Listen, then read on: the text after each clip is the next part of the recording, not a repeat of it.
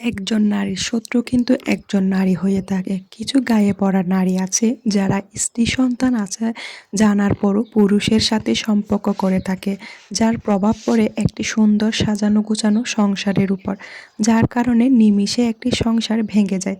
পরকীয়া করা নারী বা পুরুষেরা চিন্তা করে না তাদের তো স্ত্রী সন্তান সবই আছে, নতুন নারীর কি দরকার। একজন নারী যে চাহিদা পূরণ করবে, ১০ জন নারীও সে একই চাহিদা পূরণ করবে। সুখ শান্তি স্ত্রী সন্তানের মধ্যে খোঁজা উচিত। স্ত্রীকে শুধু ভাত কাপড় দিলে আর টাকা দিলে হয় না, তাকে মানসিক শান্তি দিতে হয়। একটা মেয়ে তো বেশি কিছু চায় না, চাই শুধু একটু সুখ, একটু শান্তি, স্বামীর ভালোবাসা। এটুকু হলেই নারীর খুশি। পুরুষ হয়তো এটা চিন্তা করে না, নারীরা যতটা ভালোবাসা দেয় তার থেকে যদি কম ভালোবাসা পায় তাহলে তারা সহ্য করতে পারে না। সত্যি বলতে নারীরা টাকা পয়সা চায় না, তারা চায় স্বামীর ভালোবাসা। আমি অনেক নারীকে দেখেছি যারা খুব অল্পতে খুশি হয়ে যায়, কিন্তু একসময় তার ভাগ্যে এই অল্পটুকুই জোটে না। আসলে নারীর জীবনটাই এমন, যাকে একসময় চিনত না, একটা সময় তাকে ছাড়া বাঁচাটা কঠিন হয়ে যায়।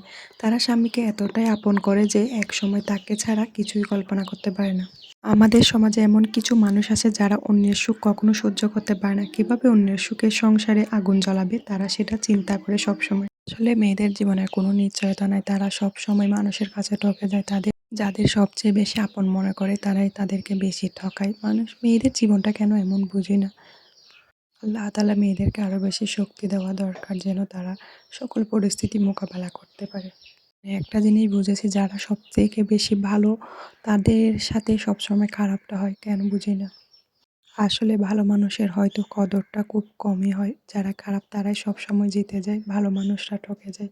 বাস্তব জীবনটাই হচ্ছে এমন। ছোট্ট এই পৃথিবীতে মানুষের কী বা চাওয়ার আছে, বেঁচে আছে বা কতদিন, যতদিন আছে একটু সুখ শান্তির আশায় তো মানুষ করে, এর থেকে তো বেশি কিছু চায় না।